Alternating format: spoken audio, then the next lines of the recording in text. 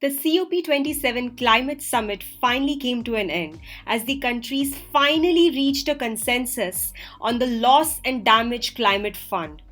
The official Twitter handle of COP27 said, "History was made today at COP27 in Sharm El-Sheikh as parties agreed to the establishment of a long-awaited loss and damage fund for assisting developing countries that are particularly vulnerable to the adverse effects of climate change."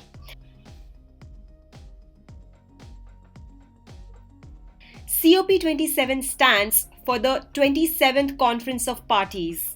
These are annual climate summits held under the United Nations Framework Convention on Climate Change, the Kyoto Protocol, or the Paris Agreement. The latest Conference of Parties, also known as COP27, was held in Sharm El-Sheikh in Egypt from 6th to 20th November 2022. After days of deliberations at the conference, the countries finally reached a consensus and adopted the Loss and Damage Climate Fund on the summit's last day.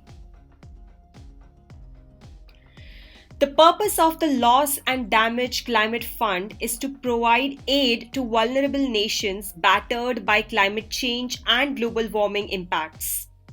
This historical milestone has come about 3 decades after Vanuatu, an island in Oceania, first asked nations to set up an insurance fund to help island countries cope with the rising seas. The deal is a major victory for low-income developing nations as they often bear the brunt of climate-worsened floods, droughts, heat waves, famines, and storms despite having contributed little to the pollution that heats up the globe. The fund is mainly aimed at helping the most vulnerable nations in the world. However, it will also rescue middle-income countries battered by disasters caused due to climate change, provided that they are not responsible for major greenhouse gas emissions. This automatically implies that wealthier developing countries such as India and China, who are also among high emitters, are not to be the beneficiaries of this fund as insisted by the European Union. However, India is still pushing for its inclusion for the use of this fund. The fund was established after a flurry of last-minute negotiations over the increasing damage climate change is causing to developing countries, where the latest monsoon floods in Pakistan were highlighted, wherein the country suffered a loss of over 1,700 people and $30 billion. The details about how the loss and damage facility will actually work or how much money will go into that fund are yet to be worked out and will be finalized at the next climate conference, that is COP28, which is to be held in United Arab Emirates in 2023. However, this is a landmark deal that has been agreed upon, which would go a long way to aid the victims of natural disasters caused due to climate change. UN Chief Antonio Guterres welcomed the move with his tweet saying COP27 has taken an important step towards justice. "I welcome the decision to establish a loss and damage fund and to operationalize it in the coming period.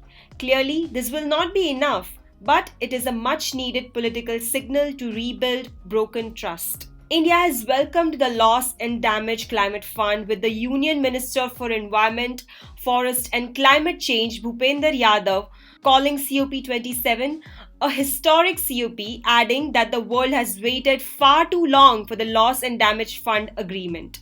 The minister said in his closing remarks, "You are presiding over a historic COP where agreement has been secured for loss and damage funding arrangement, including setting up a loss and damage fund. The world has waited far too long for this." Thank you for watching this video. If you liked it, please hit the like button. And thank you so much for subscribing to the Sustainablist. If you are not subscribed to us yet, now is the time to do so to stay updated with news and developments on sustainability. Don't forget to press the bell icon to get notified every time we post a new video.